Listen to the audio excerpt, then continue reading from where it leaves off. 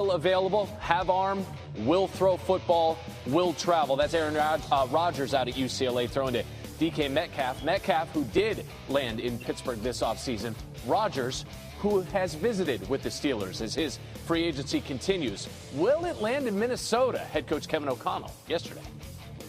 He happened to be at a point in time in his career where he was, free to have some real dialogue about what his future may look like. And we happened to be one of those teams that he reached out to.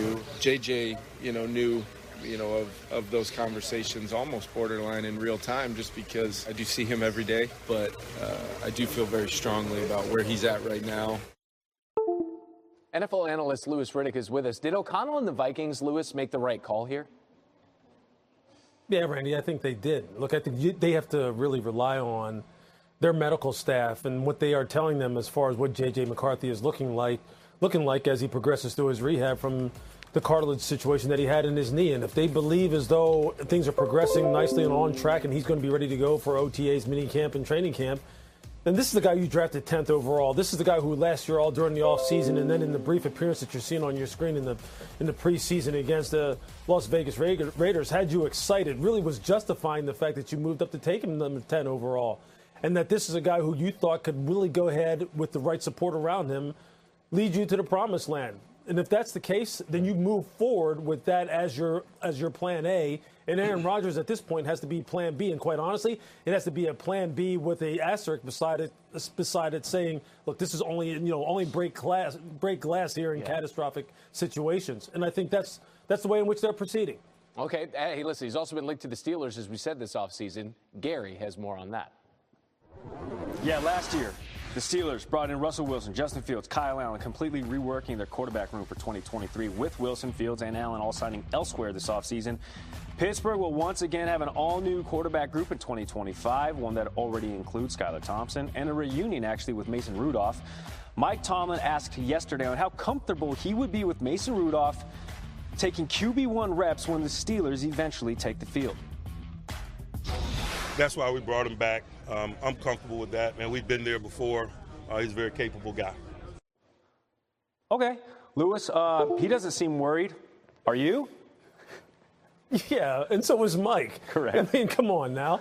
He's comfortable with it because he knows Mason and he understands what their ceiling is with Mason. He knows that they can line up and execute the offense and they can actually put a team out there, put 11 guys out there on the offensive side, and they won't embarrass themselves. But Pittsburgh's trying to level up, man. They're trying to win the North. They're trying to be a team that's going to be a true contender in the AFC, and Mason's just not going to get you there, and that's not being disrespectful to him.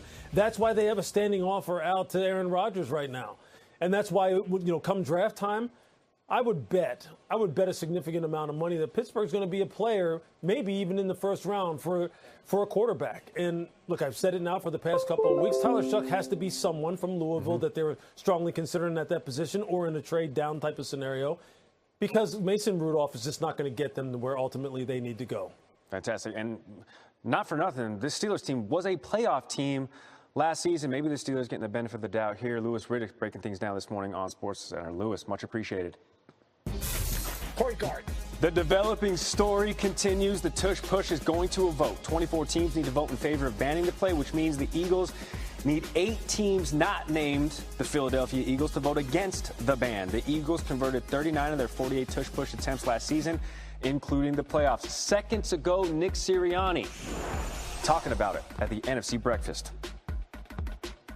My opinion is very well documented, and I won't continue to dive into that. I think we would talk. I think maybe that's why there's so many cameras here today to talk about that. But I still stand where I stood, and when we talked at the combine, and we'll see how it goes down. Have I been lobbying? I've talked to a couple people, yeah, but we'll see how it goes today.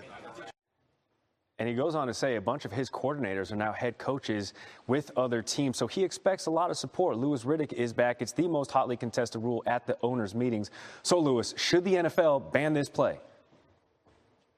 No, I don't see why they should, especially if they cannot produce, that I've seen anyway, actual evidence that it really does pose some kind of grave medical risk or health risk to the players. If they can't really put forth some kind of evidence that says that this is a very dangerous football play, what this is a bunch of people who are pissed off about the fact that they can't stop the play and that it represents a competitive advantage for the Philadelphia Eagles. Now, do I like the optics of the play? Do I think it's fair that you should be able to get behind a quarterback on the 1-inch line and push him in with as many people as you want, but on the defensive side, you can't counteract it by pushing your defenders forward to try and stop it? No, I don't like that. I don't like the optics of it.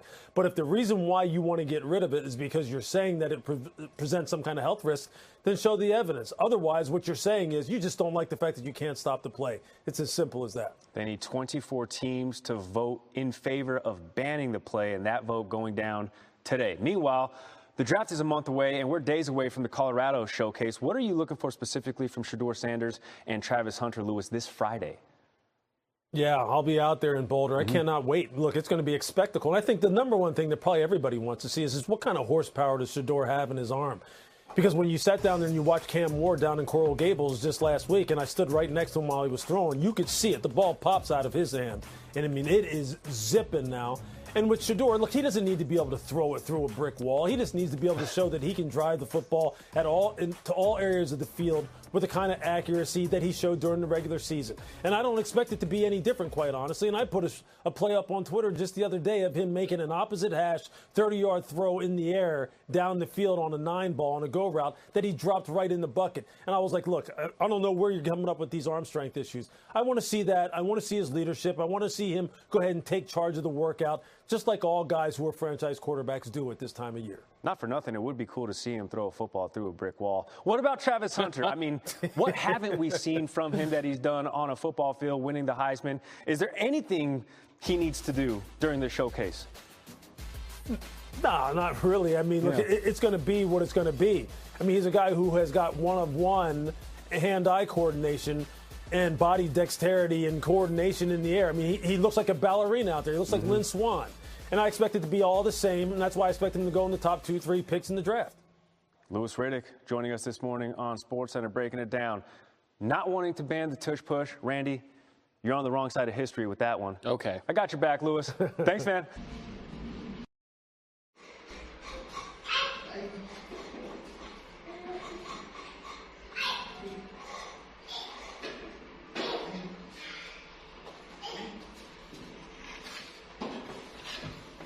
Xin chào tất cả mọi người đã quay trở lại với kênh của mình. Ngày hôm nay mình sẽ tiếp tục hướng dẫn các bạn ưu tượng. Tượng hôm nay của mình sẽ có tiêu đề là đôi vớ. Các bạn hôm nay tượng của mình sẽ có tiêu đề là bao tay. Bây giờ mình sẽ bắt đầu tô nha.